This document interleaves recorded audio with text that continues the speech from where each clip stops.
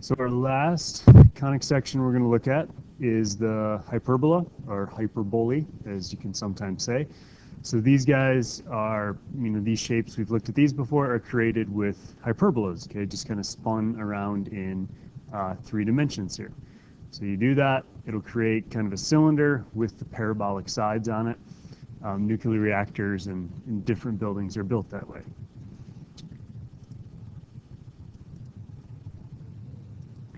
So, by definition, a hyperbola is a collection of all points in the plane, the difference of whose distances from 2 fixed points called the foci is a constant. So basically it's 2 parabolas opening away from each other. Because we know from a parabola that if I pick a point to the focus, to the directrix should be exactly the same. So it should be the same going the other way as well. Okay? Here is how this guy is created, and this is what you guys can play around with in the computer lab.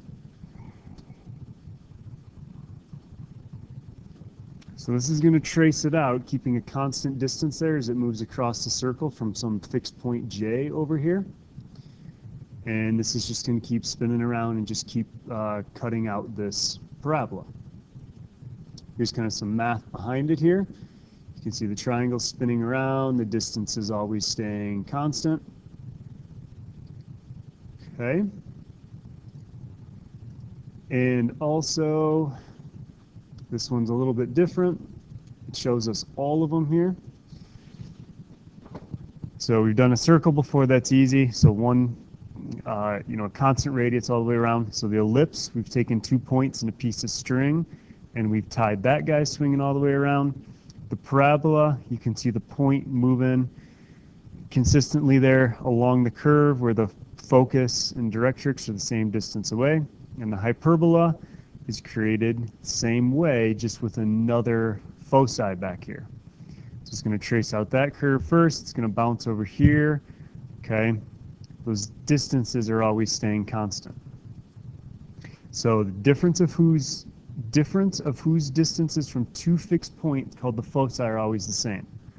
Okay, so it's always staying the same there. Now this guy down here is a little rotated. Okay, eventually we'll get into those, but right now we're going to start with foci or hyperbolas that look like this. So we're going to look at them that open on the x-axis like this, and that also open on the y-axis like this. Eventually we'll get to how you rotate them through an angle. All right, but that's going to be a little ways off. Here's your equation for it. It looks exactly the same as the ellipse formula, except this is a minus sign now, and the A will always stay first. Okay, so ellipses, these were added together, and the A moved around and told you which axis it went to. Basically, A was always the biggest one with an ellipse. In a hyperbola, the A will always stay in this spot. What's going to happen are these 2 terms here are going to change. Okay, this guy is a true Pythagorean theorem here, and I'll show you that in just a minute. Vertexes, we're going to add or subtract A. Foci, we're going to add or subtract C's, same terms we've used before. In the box, we're going to add and subtract B's. So when you graph these things, you want 2 vertices, 2 foci, you want the box around them, and then you want these asymptotes, okay, because it's going to bound where this parabola goes. So that's if it opens on the x-axis, x is first. If it opens on the y-axis, notice this, they traded places, so it's a y minus k squared up here. The a still stays, okay? It's not always the biggest one in this case. So it's got a y squared, so we know it opens on the y-axis. Again, it's a true Pythagorean theorem. 2 vertices, 2 foci, a center, the box, and the asymptotes. Okay, so here's why it's a true Pythagorean theorem. So as a locus of points in the plane whose distances from 2 fixed points called the foci differ by a constant. So that difference is always the same, as we've explained. So if we construct this picture here, and this is something you guys can also play around with as well. So this guy's opening on the x-axis, so clearly it's going to be an x squared first. Now you would agree center to the vertex is always an A. Okay. Foci is center out to this little F1 or F2. Now if we put a circle on there and we trace this guy up, this distance here is the exact same thing as this distance here. So if that c squared gets swung down, it's where the foci is. If it gets swung up, it makes a nice little right triangle, and this is why hyperbolas are a true Pythagorean theorem. So here's your A, always out to the vertex. So that means B has to be this box here. That means C is going to be this guy, which really is the same thing as that distance down there. So ellipses, you got to remember it's not a true Pythagorean theorem, and draw the picture to help you out. Hyperbolas, it is a true Pythagorean theorem, but also understand why.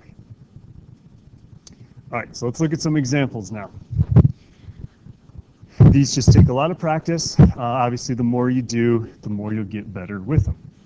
So I want the equation of a hyperbola, center at the origin, so that makes it nice and easy there. One focus at 0, 5. So I'm going to label that with an F.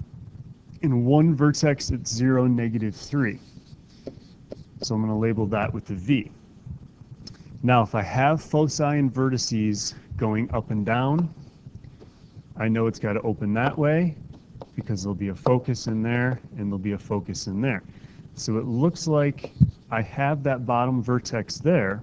So if I know that distance is 3, I should also be able to come up 3 here and put another vertex in. If I know I got one focus at 5, I should be able to go 5 in the other direction and put another focus in. Okay, so when you start listing these things, we got one vertex, 0, -3. We have another vertex at 0, 3. We have one focus at 0, 5. We have another focus at 0, -5. Okay, it's opening on the y-axis, so that means the y squared is going to be first. Nice thing is it's right at the origin, so we don't have to worry about that. It is a subtraction because it is a hyperbola, and this guy's got to equal 1. Now, we need to start figuring out our A, B, and C values. If I know this distance here is 3 out to my vertex, that's my A. So A squared always goes first when you're doing hyperbolas, so this is going to be a 9. Now I know my distance out to my focus is 5. That tells me the C. So I know this is a true Pythagorean theorem, so that distance of 5 can swing around on a circular arc for us, as we showed in that picture right here. So I have the A, I have the C coming out further than it. The C can swing up to make a right triangle. So I'm going to do a Pythagorean theorem here. I'm going to say 5 squared equals 3 squared plus B squared. We get B equals 4. So that means B squared here is going to be 16. There's my equation. Okay, I don't have a full picture yet, but at least I got the equation for it. Now, here's how we want to draw our pictures. So we found the B value is 4. So we're basically coming out 4 in every direction. Okay, so then we're going to come back 4 this way. And we're going to make a rectangle with this. So I'm going to put this guy in dotted